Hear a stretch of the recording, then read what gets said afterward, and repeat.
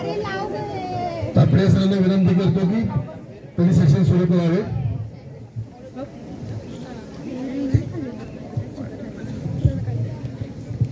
सगळ्यांना नमस्कार. अरे जेवण करून झोपून गेले काय? How's the josh? It's not high. Yes. Are you all awake? Yes or no? Yes or no? इथलं जेवण जास्त गोड होतं का?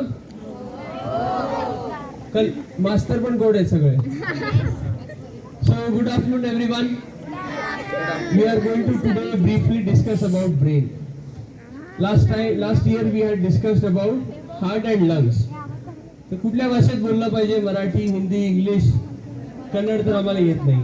कन्नड बरांगीला सर, कन्नड बरांगीला, मराठी हेळरी. ओके. तो हे मॉडेल असे बनवण्यामध्ये याच्या मागचा काय उपयोग आहे किंवा काय प्रयोजन आहे किंवा का बनवायचं आहे? हा, तुम्ही बुक्स मध्ये ड्रॉ करता का नाही? ब्रेनचा डायग्राम, हार्टचा डायग्राम करता का नाही? मग हे असलं काहीतरी, हे तर थोडं ब्रेन सारखं दिसत पण नाही का नाही? हा, ऍज इट इज दिसत नाही, कारण ब्रेन खूप जादा कॉम्प्लेक्स ऑर्गन आहे. आपल्या शरीरामधला सगळ्यात जास्त कॉम्प्लिकेटेड ऑर्गन कुठला असेल तर ब्रेन आहे. कुठला आहे? ब्रेन आहे. मग का तो कॉम्प्लिकेटेड आहे? आपण आजची जी चर्चा आहे ना, today session, it is going to be multi-dimensional. Multi-dimensional, of course it will be useful for teachers, students, everyone. But why it is going to be multi-dimensional? Because we are not just going to talk about the science of brain that we see, but we are also going to talk about its day-to-day aspects. Day-to-day aspects.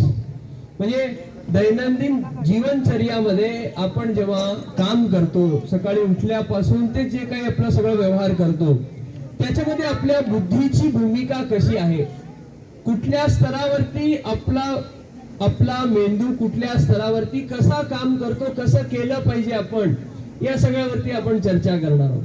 तुम्हाला फक्त विज्ञानमयी माहिती जर पाहिजे असेल तर याच्यावरती आपण 1 महिना बनवू शकतो. 1 महिना. न्यूरो अॅनाटॉमी नावाचा एक सब्जेक्ट असतो आमच्याकडे अॅनाटॉमी मध्ये, तसंच न्यूरोफिजिओलॉजी नावाचा एक सब्जेक्ट असतो. तर या विषयांवरती आपण अनेक महिने बोलू शकतो. तुम्हाला माहित असतील की मेंदूचे तज्ञ असतात, ज्याला आपण न्यूरोलॉजिस्ट म्हणतो, आणि त्याची शस्त्रक्रिया करणारे न्यूरोसर्जन असतात. बरोबर आहे? मग हे लोक कसं शिकतात? हे लोक आधी MBBS शिकतात, मग MD किंवा MS करतात, मग सुपर स्पेशालिटी करतात. 12 15 वर्ष ते या एका मेंदू बद्दल शिकत असतात.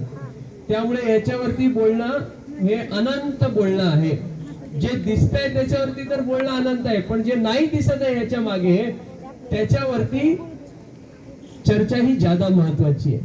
म्हणजे देवानी आपल्याला 1.5 किलोचं मेंदू दिलं. It's about some 1400 some grams, right? 1450 somewhere 1450. उन्हात बसू नका, मी बघितलंच नाही त्यांना. Yes. So, with evolution, our brain has evolved in a way that the weight of the brain has increased, right? Weight of the brain has increased, and this brain is a unique gift. This brain is a unique gift to humans. It is a unique gift to humans. You see all other animals. When you see all other animals, even they have brains, but their thinking capability is not as that of humans, where you have a development of the brain which enables one to think and work. Out of all species on the planet, it is only the human brain that has this understanding, that has this capacity, that nature has enabled us to think and work. ठीक आहे? So तुम्ही लोक जेव्हा रस्त्यातून जात असता तेव्हा तुम्ही अनेक जनावर पाहता. तुम्ही कुत्र्यांना, मांजरांना, डुकरांना, उंदीरांना सगळ्यांना पाहिलं असेल. पाहिलंय का नाही? गाय, म्हशी, बैल सगळ्यांना पाहता की नाही?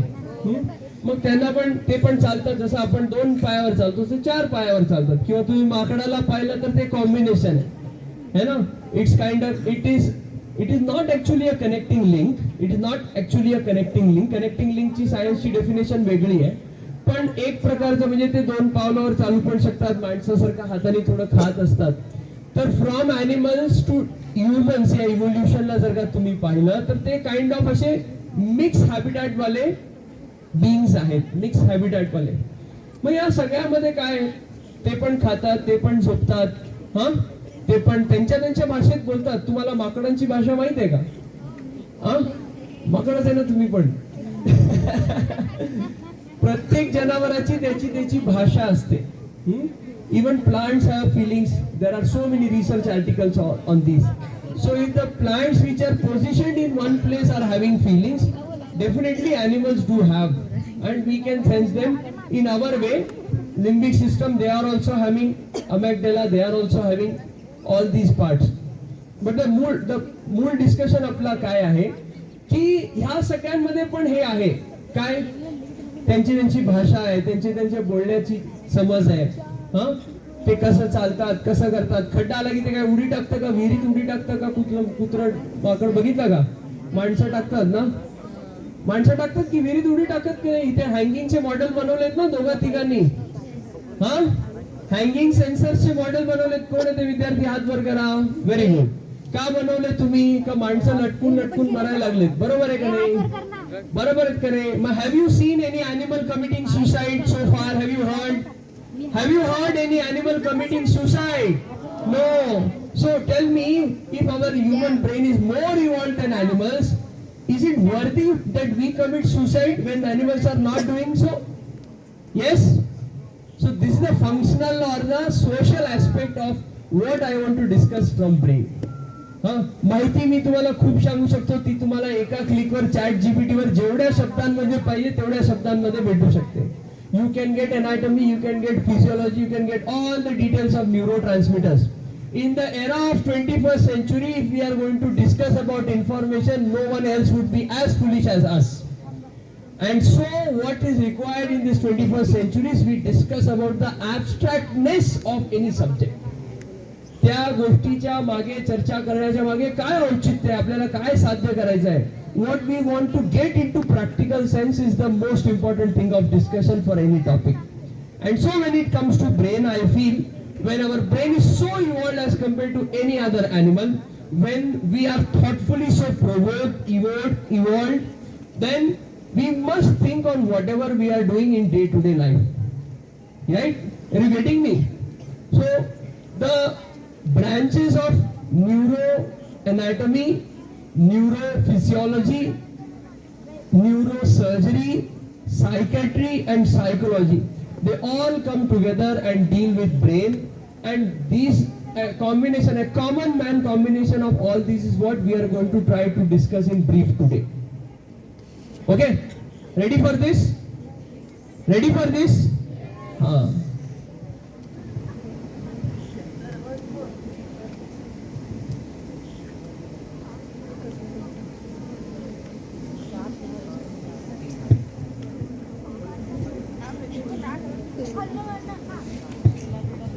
Okay, are you ready?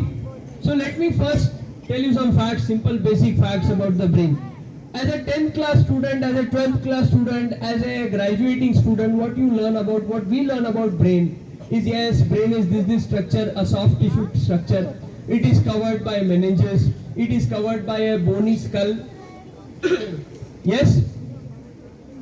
मी हे सगळे प्रश्न विचारणार आहे बरं का, एकमेकाच्या मेंदूत मारू नका. हा, टपल्या मारायला लागले ते ब्रेन म्हणल्यानंतर. तर so you have a brain which is a soft tissue visceral organ. Its weight is roughly 1450 grams and so less or more. आइन्स्टाईनचा कमी होता म्हणून तो हुशार जास्त होता. आणि दुसरी गोष्ट म्हणजे त्याला तो मेनेंजेसनी कव्हर्ड आहे. त्याला 3 लेअर आहेत, 3 एन्व्हलप आहेत. जसं तुम्ही कपडे घालता का नाही, बनियान घालता, मग शर्ट घालता, मग स्वेटर घालता का नाही थंडीमध्ये, तसे 3 लेयर्स असतात. बाहेरचं लेअर, बाहेरचं जे आतलं जे इनर गार्मेंट्स ते थोडं सॉफ्ट असतात, शर्ट थोडा ठीक असतो, आणि स्वेटर कसं उलनचा स्वेटर आत घातल्यावर काय होणार आहे, टोचणार आहे का नाही. तसे ब्रेनचे कव्हर्स असतात. Innermost is called a soft mother, pia mater, is very thin, very much adherent to brain. आता ह्या प्रतिकृती बनवण्याच्या मागचं एकच औचित्य आहे, fun in learning. Yes, why have we created such models? It is just fun in learning. याच्यामधून खूप मोठं सायन्स कळलं पाहिजे, याची अनाटॉमी कळली पाहिजे, हा त्याचा मुख्य उद्दिष्ट नाही. पण शिकण्यामध्ये इंटरेस्ट डेव्हलप झालं पाहिजे, हे एकमेव उद्दिष्ट आहे. असं जेव्हा या मॉडेलमध्ये आपण चालून जातो तेव्हा असं वाटलं पाहिजे, अरे यार मी माझ्या मेंदूमध्ये चालून जात आहे. तुम्हाला लक्षात येत आहे का? तर या इंटरेस्टसाठी हे सगळे मॉडेल्स बनवलेले आहेत. आणि हे भारतामध्ये दुसऱ्या कुठल्याही संस्थेकडे हे मॉडेल्स नाही. Across the complete country, criss cross, I have traveled 67,000 kilometers in 1 year. And what I have realized is you don't have such models anywhere in any college or any institute so far. So the only objective, the main objective is to promote what? Fun in शिकण्यामध्ये मजा यायला पाहिजे. दिसणारा complex असा हा अवयव याच्यामध्ये आपल्याला इंटरेस्ट डेव्हलप झालं पाहिजे की अरे जी कॉन्शियसनेस आपल्याला चालण्याची शक्ती देते, वागण्याची शक्ती देते, बोलण्याची शक्ती देते, ऐकण्याची शक्ती देते, या सगळ्याचे कनेक्शन्स कुठे आहेत? ब्रेन मध्ये. Yes, you have a vision center, you have a hearing center, you have a thinking center. There are so many different centers in your brain. Yes, आणि technically they are classified as Brodmann's areas physiology मध्ये, anatomy मध्ये. तर इतके सारे centres आहेत आणि त्या सगळ्या सेंटर्स मध्ये कुठला सेंटर बघतोय त्याच्या ब्रेन मध्ये? तर हे सगळे सेंटर्स आपले त्या फंक्शनला करण्यामध्ये उपयोगी पडतात. मग जसे याचे 3 लेयर्स असतात, मी सांगितलं ना, सॉफ्ट सगळ्यात आत असतो, तो ब्रेनला चिटकलेला असतो. त्याच्या बाहेर अरेक्नॉइड आणि त्याच्या बाहेर कोणाला माहिती आहे? हार्ड मदर, और what is it called? Anyone knows what are the 3 meninges? Soft mother, hard mother, तो बोनी असतो. ठीक आहे. So 3 layers. नाव हे झाले त्याचे कव्हरिंग्स. आता त्याच्या आतमध्ये काय? जसं एखाद्या शहरामध्ये रस्ते असतात, घर असतात, त्याच प्रकारे ब्रेन मध्ये सलकाय आणि गायऱ्या असतात. ह्याच्यामध्ये जे प्रिंटेड फॉर्मॅट दाखवलंय, हे जे डार्क कलर मध्ये दिसतं, हे काय आहेत? खड्डे सारखे असतात. ब्रेन मध्ये रिअल ऑर्गन जेव्हा आपण बघतो किंवा त्याची इमेज बघतो तर ते असे वर खाली. तुम्हाला माहितीये हायवे वरती असे 3 किंवा 4 स्पीड ब्रेकर असतात एकदम. तर जे स्पीड ब्रेकर असतात ते काय? त्याला म्हणतात गायरा आहे. आणि जे खड्डा असतो त्याला काय म्हणतात? ब्रेन मध्ये सल्कस. तर याच्यामध्ये जे डार्क प्रिंटेड आहे ते काय? खड्डे आहेत, सल्कस आहेत. आणि जे लाईट कलर मध्ये दिसतात ते काय? गायरा आहेत. ठीक आहे. तर ब्रेनचा सरफेस एरिया हे वाढवतात. आता ब्रेनला जेव्हा आपण त्याचा कट सेक्शन घेतो किंवा त्याला आपण मायक्रोस्कोप खाली त्याची स्लाइड बघतो तेव्हा आपल्याला त्याच्यामध्ये 2 प्रकारचे शेड्स दिसतात. एकाला म्हणतात ग्रे मॅटर आणि एकाला म्हणतात व्हाईट मॅटर. ठीक आहे. आता ब्रेनचा जो सगळ्यात छोटा फंक्शनल युनिट आहे त्याला म्हणतात न्यूरॉन. कम्प्लीट फंक्शनल युनिट त्याला काय म्हणतात? न्यूरॉन. मग त्या न्यूरॉन मध्ये सेल बॉडी, जसं माणूस आहे, माणसामध्ये मेंदू आहे, त्याचं हृदय, सगळे फंक्शन करतात का नाही? तसे कम्प्लीट फंक्शनल युनिट एक न्यूरॉन. ठीक आहे. त्याच्यामध्ये सेल बॉडी, त्या न्यूरॉनचा एक सेल बॉडी असतं. ठीक आहे. त्याच्यामध्ये एक शीथ असते, त्याला म्हणतात मायलिन शीथ. ते कव्हरिंग्स असतात त्याचे. तर न्यूरॉनचं मेन काम काय किंवा ब्रेनचं काम काय? बॉडीकडून भेटणारे सिग्नल्स तो प्रोसेस करतो आणि त्याच्यावरती काय प्रतिक्रिया दिली पाहिजे हे ते सांगतो. आलं लक्षात तुम्हाला? बॉडीकडून. फॉर एक्झाम्पल, तुम्ही जाऊन असं एकदम गरम तव्यावरती उभे राहता का उभे राहत नाही? बसतो तुम्ही जाऊन, किंवा एकदम गरम पाण्याने आंघोळ करत नाही, किंवा असं जाऊन डोकं आपटून घेत नाही करत ना असे सगळे उद्योग. तर हे सेन्स देणारं कोण आहे? ह्याला हे डेंजर आहे हे आयडेंटिफाय करणारं कोण आहे? तर हे आपलं ब्रेन आहे. ब्रेन राजा आहे. ब्रेन हा बॉडीचा काय आहे? राजा आहे. तर ब्रेन कसं म्हणतो? ब्रेन त्याच्या सगळ्या सिस्टम सोबत असतो. तर नर्वस सिस्टम मध्ये सगळ्यात इम्पॉर्टंट ऑर्गन ब्रेन आहे. त्याला लागून स्पायनल कॉर्ड असते आणि सेंट्रल नर्वस सिस्टम त्याला म्हणतात. मग एक असतो ऑटोनॉमस सिस्टम आणि तिसरा असतो पेरिफेरल सिस्टम. म्हणजे जसा एक राजा असतो एखाद्या किंगडम मध्ये किंवा एखाद्या गडामध्ये, किल्ल्यामध्ये, आणि तो काय करतो का? त्याची प्रजा असते, मग त्याचे हे स्पाय असतात, त्याचे सैनिक असतात. तसा हा कम्प्लीट सिस्टम राहतो ब्रेनचा. आपण जे सेन्स करतोय ते कशाच्या माध्यमातून, तर ते पेरिफेरल नर्वस सिस्टमच्या माध्यमातून. आणि जेव्हा आता एखाद्या वेळेस समजा कुत्रा मागे लागला, मग आपण विचार करतो का अरे हा येईल मग मला चावेल मग मी पळतो, असे विचार करता का तुम्ही? नाही, आहे ना. तर हे रिफ्लेक्सेस राहतात सगळे. किंवा ह्याला म्हणतात ऑटोनॉमस सिस्टम. म्हणजे तो तुम्हाला विचार करायची गरज नाहीये की कुत्रा येईल मला चावेल, मग चावलं तर रक्त येईल, मग हे सगळं व्हायला नाही पाहिजे म्हणून मी पळून जातो. हा, ऑटोमॅटिक होतं का नाही सगळं? तुम्ही विचार करता का एवढं? हा, विचार करता का?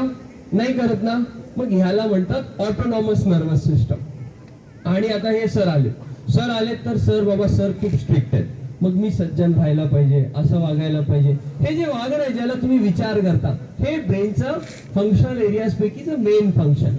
जे सेंट्रल नर्वस सिस्टम आहे ज्याच्या अंतर्गत आपला ब्रेन आणि स्पायनल कॉर्ड येतं. तर हे ब्रेन मध्ये जे वेगवेगळे एरियाज आहेत त्या एरियामध्ये एक एरिया असतो हा, जो विचार करतो, एनालाइज करतो. आणि मग तो काय करतो? तो सांगतो बाबा असं वाग, सरांसमोर थोडं सज्जन राहा, बाईंच्या समोर मॅडमच्या समोर थोडी बदमाशी केली तर चालेल. हा, हे जे सगळं अनालिसिस करणार आहे हे तुमचं ब्रेन मधले वेगवेगळे सेंटर्स आहेत, एरियाज आहेत. मग आपल्याकडे सर टाइम 5 मिनिट्स. आता हे झालं सगळं ब्रेनचं अॅनाटॉमी, फंक्शन, त्याचं मायक्रोस्कोपिक डिस्कशन. मला सांगा की आपल्या घरामध्ये कोणी गेस्ट आले, काय करतो आपण? स्वागत करायला या बसा म्हणतो. थोडी भारतीय परंपराचं घर असेल अजून ज्यादा तर काय करतो? त्याला गंध लावतो, त्याला हार घालतो, पुष्पवृष्टी करतो. करता का नाही? कार्यक्रम वगैरे बघता का नाही? हा, फक्त मेसीला हार घालायचं राहिलं होतं आहे की नाही सर्व? हा, तिथे ज्यादा भारतीय कल्चरचे लोक नव्हते ना.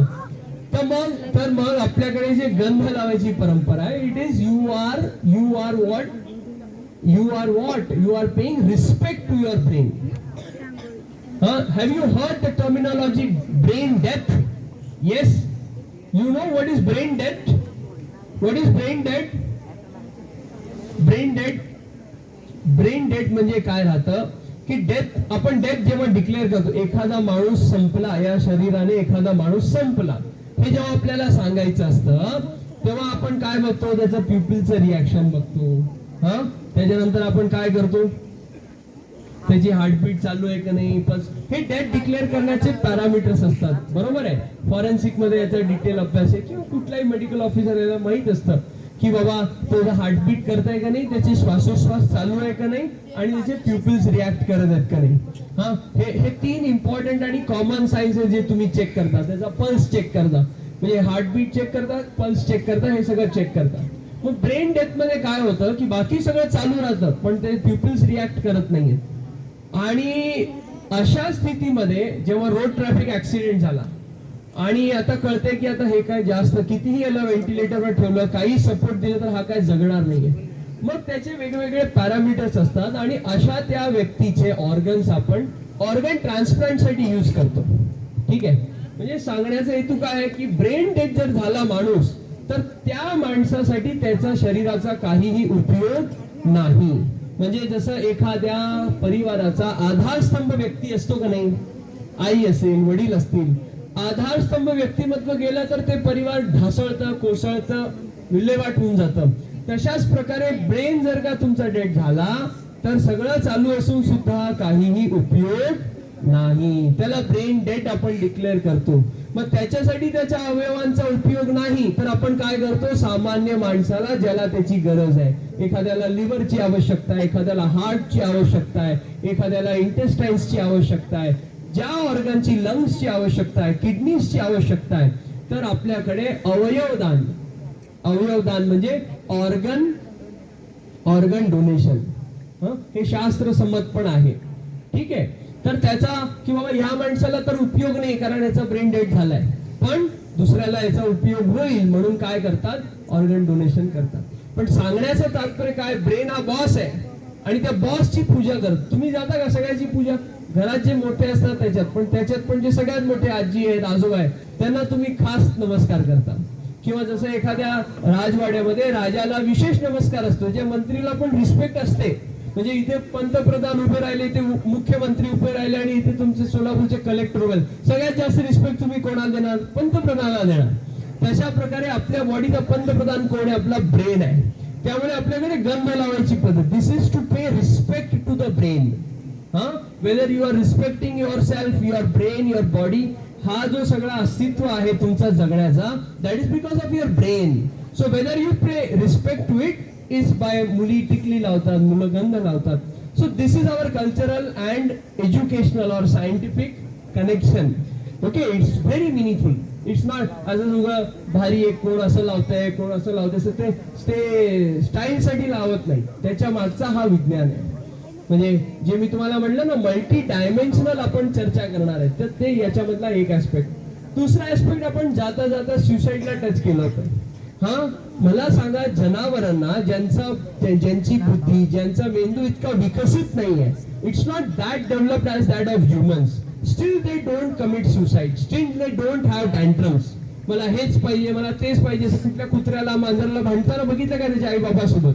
मग आपण भांडतो, मग आपण जनावरांपेक्षा खालचे झालो का नाही? झालो का नाही खालचे? मग आपला या अस्तित्वामध्ये, या सोसायटीमध्ये, या नेचरमध्ये आपलं जे अस्तित्व आहे, त्याचा जो दर्जा आहे, त्याची जी लायकी आहे, ती आपल्याला जर मेंटेन करायची असेल तर आपण माणसासारखं जगलं पाहिजे, विचारपूर्वक जगलं पाहिजे. ही सायकोलॉजी, सोशिओलॉजी आहे. आलं लक्षात तुम्हाला? तर तुम्हाला ब्रेनची अॅनाटॉमी कळली थोडक्यात. त्याचे काय काय लेयर्स असतात. त्याच्यात 2 मॅटर असतात, व्हाईट मॅटर आणि ग्रे मॅटर. व्हाईट मॅटर आणि, चला आता आपल्याला समराईज करायचंय, झोपेतून उठून जावा. किती लेयर्स असतात ब्रेनच्या बाहेर? त्यांना काय म्हणतात? मेनिंजेस. काय म्हणतात? काय म्हणतात? आवाज येत नाही. काय म्हणतात?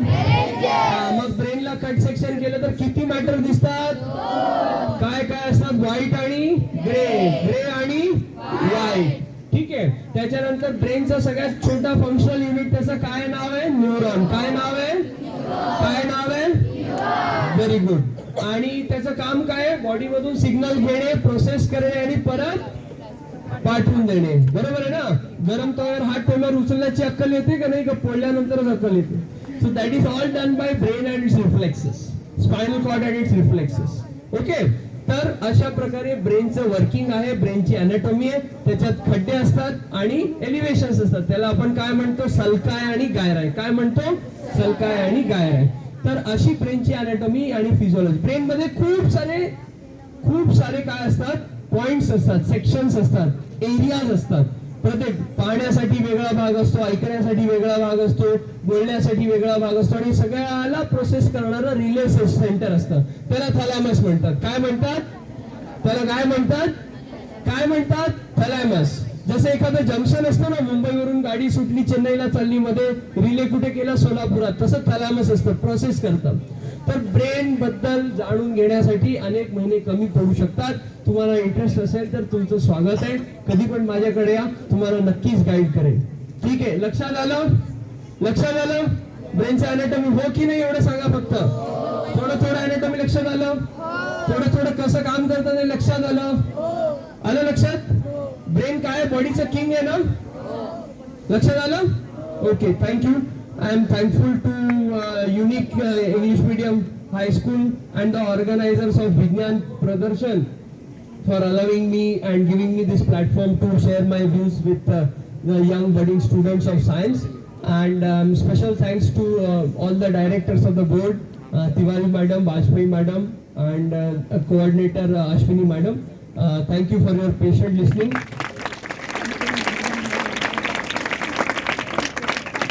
And congratulations to all the participants of this Vigyan Pradarshan. You have excellent models and some of the ideas are really very excellent. So thank you once again. Thank you one and all. तर आज सरांनी आपल्याला थोडक्यात मेंदूबद्दल खूप काही माहिती सांगितली. आपल्याला समजली असेल असं मी अपेक्षा करतो आणि त्याचा वापर करा. ओके, सरांसाठी एकदा जोरदार टाळ्या वाजवा. धन्यवाद सर.